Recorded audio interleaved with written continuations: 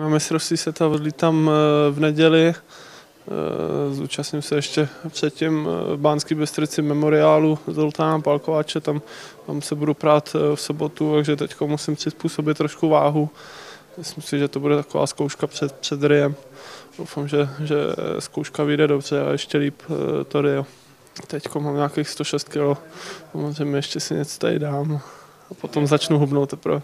Přeju mu hodně štěstí, hodně, aby se mu dařilo, aby měl z toho radost. My jsme si připravili pro Lukáše velmi cenný a také vtipný dárek, a to je průvodce, jak se má chovat a co má dělat právě na mistrovství světa v Rio de Janeiro. Dostal jsem takovou brožurku, abych se v Riu nestratil, abych se naučil pár slov. Samozřejmě je to, když by se mi povedlo udělat medaili, tak abych mohl třeba na letišti jim říct, že nepašují zlato a podobně. Takže já doufám, že se mi ta brožura bude hodit.